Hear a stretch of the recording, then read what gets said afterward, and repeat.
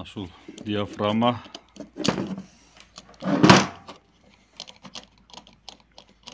да болуп иштейт.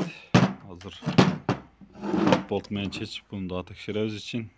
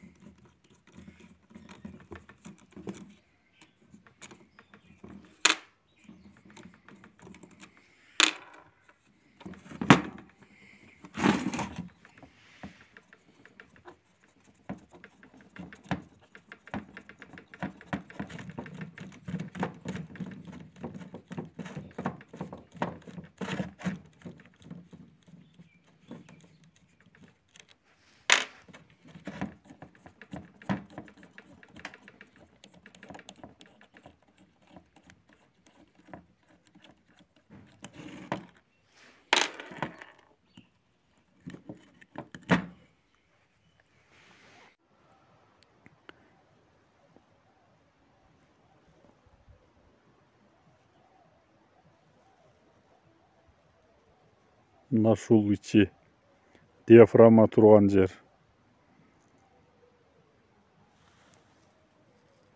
Астына кирлер толуп, заң болуп калган. Мына ушуларды дагы тазалайбыз. Машина какап, кыйналып, тартышы начар болуп калганда, мына ушул кирлер дагы тешикче түтүкчөлөргө кирип тыгылып калып, машинаны какатып, бууйт карбюраторду. Мына ушуларды тазалап, бир сыйра карп менен жууп беребиз. Бул жагы таза. Диафрагманы дагы алмаштырабыз. Бирок абалы жакшы. Мынакей, мына бул жерде кир турат. Ушуну дагы жууп тазалайбыз.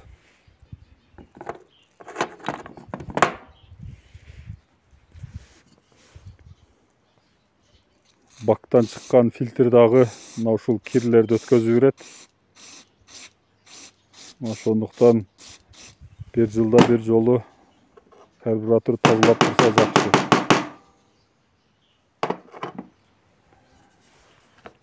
Азыр бул диафрагма тазаланып бүтүп калды. Кайра эми салыштырабыз.